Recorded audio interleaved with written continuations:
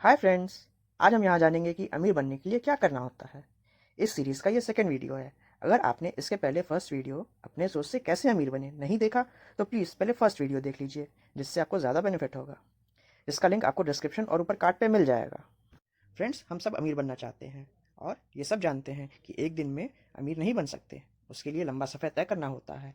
तो आइए मेरे साथ अमीर बनने के सफ़र में देखते हैं हमें क्या करना या क्या नहीं करना होगा, रिचर्ड टेम्पटर की book the rule of wealth से।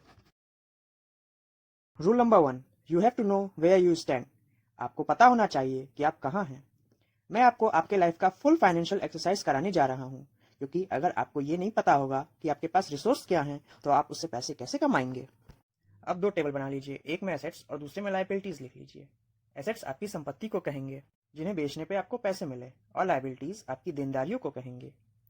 एसेट्स में इन आइटम को लिखिए: घर, जमीन, bank balance, saving and investment जैसे कि mutual fund, share, FDs etcetera. Pension, assets जैसे कि car, machine, laptop, mobile, jewelleries etcetera. और लाइबिलिटीज में इन आइटम्स को लिखिए: credit card, store card, loan, उधारी पैसे एटसेट्रा। आप इस लिस्ट को अपने हिसाब से कस्टमाइज कर सकते हैं। अब आपको अपने एसेट्स और लाइबिलिटीज के सामने उनकी वैल्यू लिखनी चाहिए। फॉर एग्जाम्पल, घर और जमीन की वैल्यू 38 लाख रुपीज, और लाइबिलिटीज भी ऐसे ही लिख लीजिए और फिर नेट वैल्यू कैलकुलेट करिए। Net value is equals to assets minus liabilities.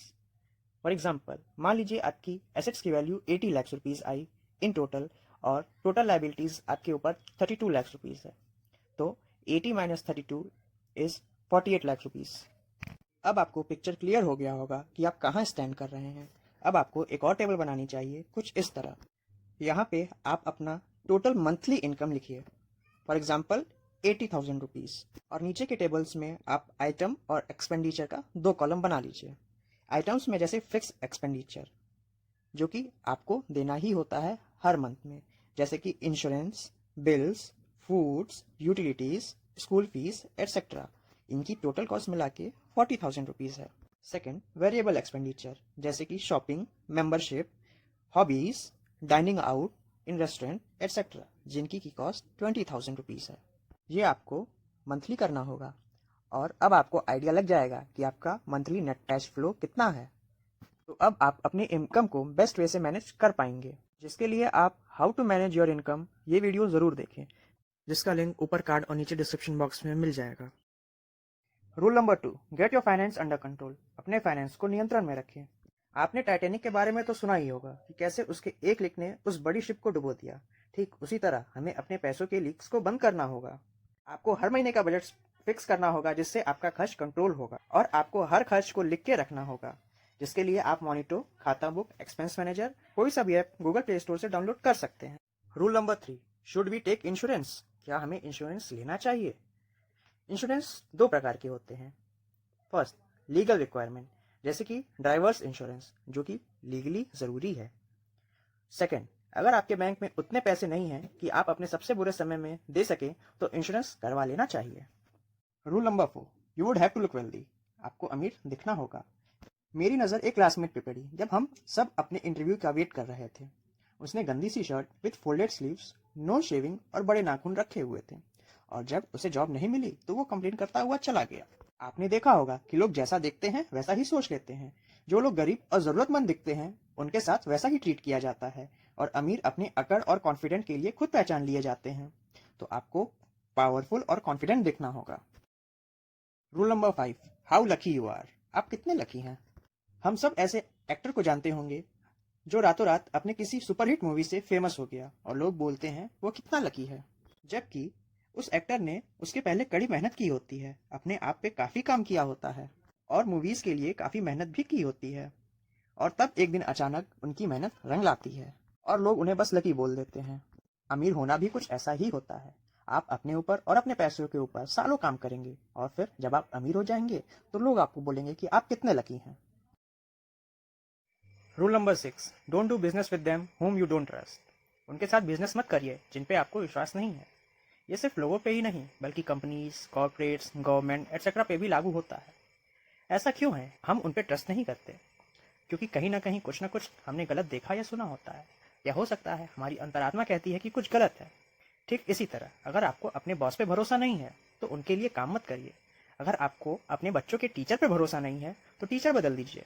अगर आपको अपने काम करने वाले पे भरोसा नहीं है तो उसे अपने निगरानी में रखिए या चेंज कर दीजिए। Rule number 7, it's never too late to be wealthy. अमीर बनने के लिए कभी देर नहीं होती।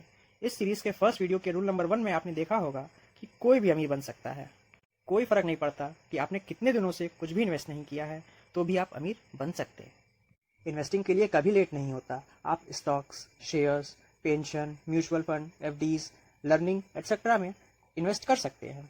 आप खुद को एलिजिबल और लर्न बनाने के लिए खुद पर भी मनी और टाइम इन्वेस्ट कर सकते हैं। अगर आपकी एज काफ़ी ज़्यादा हो गई है या अब आपसे ज़्यादा काम नहीं किया जाता, तो इसे आप अपने बच्चों को बताइए और सिखाइए। Rule number 8, you have to work hard to get rich. आपको अमीर होने के लिए कड़ी मेहनत करनी होगी। ऑथर कहते हैं उन्होंने कई अमीर लोगों को देखा है जो कि जल्दी सुबह उठ जाते हैं, देर रात तक काम पे लगे रहते हैं। उन्होंने काफी सेक्रीफाइस किए हैं, ज्यादा लंबा लंच ब्रेक नहीं लेते, अपना टाइम वेस्ट नहीं करते, शाम को घंटों बैठ के टीवी भी नहीं देखते। वो जानते हैं पैसे पेड़ पे नहीं उगते। अगर आपको भी अमीर होना है तो जैसे वो करते हैं वैसे आपको भी करना होगा। अपना टाइम सेव करके किसी फ्रूटफुल चीज में इन्वेस्ट करना होगा। पर ऐसा भी नहीं है कि आप किसी भी चीज में अपना मेहनत करें और अमीर बन जाएं। एक ऑफिस क्लीनर जो कि ऑफिस को साफ करता है कभी अमीर नहीं बन सकता अपने काम से, जबकि अमीर बनने के लिए उसे खुद की क्लीनिंग कंपनी खोलनी होगी और कड़ी मेहनत करके नए क्लाइंट्स खोजने होंगे और पक्का करना होगा कि उसके स्टाफ अच्छे हैं, खुश और मोटिवेटेड भी हैं। Rule number 9, learn the art of making deal. सौदा करने की कला सीखिए। आपको सोचना होगा कि आपके पास ऐसा क्या है जो दूसरों को ज़रूरत है, जैसे कि आपका स्किल, नॉलेज, एबिलिटी या एफर्ट, और आप इनके बदले में दूसरों से क्या ले सकते हैं। Rule number 10, learn the art of negotiating. मोल भाव करने की कला सीखिए। अगर आप बिजनेस, सौदा या एक्सचेंज करने जा रहे हैं तो आपको मोल भाव करना आना चाहिए।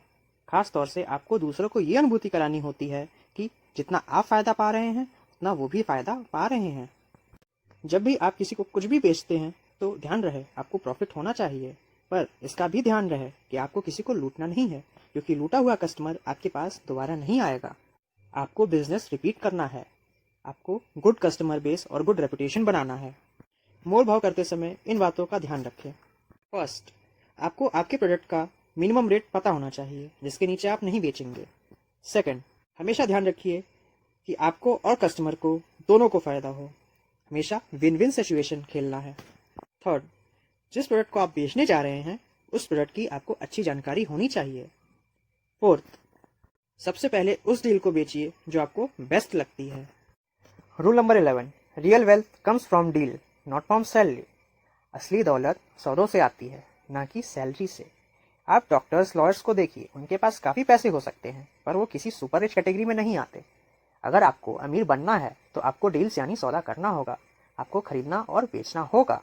आप जितने भी अमीर को देखेंगे सारे कुछ ना कुछ बेचते हैं, जैसे कि computer, petrol, electricity, mobile, banking services, cars, books etcetera. लेकिन ध्यान दीजिए, मैं आपको तुरंत जॉब छोड़ने के लिए नहीं कह रहा। अगर आपके पास प्लान है तो आप business side by side setup कर सकते हैं, और जब आपका बिजनेस अच्छे से चल पड़े तो आप उसे एक्सपेंड करने के लिए जॉब छोड़िए। और अगर आपके पास प्लान नहीं है तो प्लान बनाइए, जैसा कि फर्स्ट वीडियो के रूल नंबर 3 में बताया गया था। Rule number 12, don't waste time, make money decision quickly. समय वेस्ट ना करिए। पैसों से जुड़ा हुआ निर्णय जल्दी लीजिए। मान लीजिए आप किसी शिप में हैं और समुद्र में तूफान आ गया, तो सबसे पहले किनारे आने का प्रयास करेंगे या ये सोचने में अपना टाइम वेस्ट करेंगे कि किनारे पे आपका मैकडॉनल्ड्स की शॉप होगी या नहीं, या मेरा फेवरेट रेस्टोरेंट का ब्रांच होगा या नहीं। नहीं, आप ऐसा बिल्कुल भी नहीं करेंगे। सबसे पहले आप किसी भी किनारे पे जाएंगे। पैसा बनाना भी कुछ ऐसा ही है। बहुत से लोग ये डिसाइड नहीं कर पाते कि उनको पैसे कहाँ इन्वेस्ट करने हैं। क्या उन पैसों से वो शेयर खरीद लें या म्यूचुअल फंड इन्वेस्ट करें या फिर बैंक में एफडी कर दें। ये सोचते हुए उनके पैसे सेविंग अकाउंट्स में पड़े रहते हैं, जो कि 3.25 का पर एनम इंटरेस्ट जनरेट करती है, और जबकि आपकी महंगाई 5 to 6% हर साल बढ़ती जा रही है। मतलब जो पैसे आपके सेविंग अकाउंट्स में पड़े हैं उन पैसों की वैल्यू साल दर साल कम होते जा रही है, क्योंकि महंगाई आपके बैंक के इंटरेस्ट से ज़्यादा बढ़ रही है। Rule number 13, work as if you don't need money. काम ऐसे करिए जैसे आपको पैसों की ज़रूरत नहीं है। हम में से बहुत लोग सिर्फ इसलिए काम करते हैं क्योंकि हमें पैसे चाहिए। पर हाँ, कुछ लोग ऐसे भी हैं जिन्हें देख के नहीं लगता कि वो पैसों के लिए काम करते हैं, जिनके दो रीज़न हैं। पहला कि वो सच में अपने काम से प्यार करते हैं। दूसरा, वो अच्छी एक्टिंग करते हैं। देखा जाए तो पहला रीज़न काफ़ी सही है और सबको अपने काम से प्यार भी करना चाहिए। पर अगर आपको आपका काम अच्छा नहीं लगता तो दूसरा आप कर सकते हैं, आप एक अच्छी एक्टिंग कर सकते हैं। अगर लोग जानेंगे कि आप पैसों के लिए काम करते हैं तो आप पर दबाव बनाएंगे और आपको कमज़ोर और असुरक्षित कर देंगे। पर वहीं अगर आप ऐसे काम करते हैं कि आपको पैसे नहीं चाहिए तो आप उन पर दबाव बनाकर अपना काम कर पाएंगे। Rule number 14, spend less than you earn. जितना आप कमाते हैं उससे कम खर्च करिए। बहुत सारे लोग इस रूल को जानते तो हैं पर फॉलो नहीं कर पाते, क्योंकि अब आप अमीर बनने वाले हैं तो आपको इसका ध्यान रखना होगा। Rule number 15, don't borrow money unless you really really have to. आप कभी भी पैसे उधार मत लीजिए जब तक आपके पास कोई भी दूसरा रास्ता बचा हो। अगर आपको कोई भी पैसा उधार देता है तो वह आपसे दो चीज जरूर चाहेगा। पहला, उधार दिए हुए पैसे वापस। दूसरा, एक्स। अब एक्स कुछ भी हो सकता है, जैसे कि interest, love, emotion etcetera. Author कहते हैं उन्होंने अपने 3 फ्रेंड्स को बिजनेस शुरू करते देखा जिन्होंने 500 पाउंड से बिजनेस शुरू किया और 15 साल उस बिजनेस को चलाने के बाद 3 मिलियन पाउंड्स में उस बिजनेस को बेच दिया। वहीं उनके दूसरे फ्रेंड ने बैंक से लोन लेके अपना बिजनेस शुरू किया और कुछ समय चलाने के बाद 8 मिलियन पाउंड्स में उस बिजनेस को बेच दिया। पर करीब करीब सब कुछ उनका ब्याज और लोन पेमेंट में चला गया। उनके पास बहुत थोड़ा पैसा बचा। तो बेटर है जो आपके पास है आप उससे बिजनेस शुरू करिए। कुछ लिस्ट हैं जिनसे आप पैसे उधार नहीं ले सकते। आपके पेरेंट, अपने बच्चों से, दूसरों के बच्चों से, दोस्तों से, लवर्स से, अजनबियों से, बैंक से, ब्याज पे पैसा देने वाले व्यक्तियों से, क्रेडिट कार्ड कंपनी से और मुझसे। मतलब तो आप समझ ही गए होंगे कि आपको पैसे उधार लेने ही नहीं है। Rule number 17, cultivate a skill. एक स्किल को विकसित कीजिए, सीखिए। बस आपको वो करना है जो दूसरे नहीं कर सकते या बहुत कम लोग कर सकते हैं। और ऐसा भी नहीं कि आपको बहुत ज़्यादा डिफिकल्ट स्किल सीखना होगा, बस उतना जितना दूसरों को चाहिए और वो आपको उसका पैसा दे सके। आप ऐसा नहीं कह सकते कि आपके अंदर कुछ भी ऐसा नहीं है खास। सबके अंदर कुछ ना कुछ ऐसा खास होता है, बस आपको ध्यान से सोचना और अपने ऊपर काम करना होगा। Rule number 18, understand what investment mean. आपको समझना होगा निवेश का मतलब क्या है। इन्वेस्टमेंट का दो टूक मतलब है, अपने पैसों को प्रॉफिट के लिए इन्वेस्ट करना। आप किसी भी चीज़ों में इन्वेस्ट कर सकते हैं, जैसे कि company shares, paintings, classic cars, rare books, idea, people, films and TV programmes, pension funds etcetera. Warren Buffett को तो आप सब जानते होंगे। वो कहते हैं इन्वेस्टमेंट के दो रूल हैं।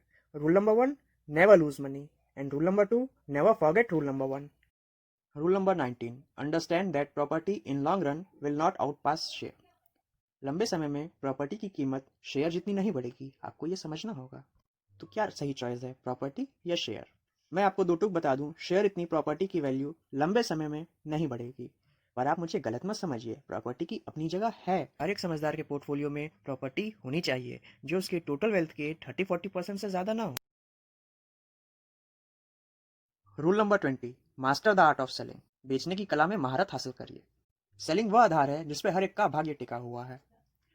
नो मैटर आप कैसे अमीर बनते हैं, पर आपको सेल ज़रूर करना पड़ेगा।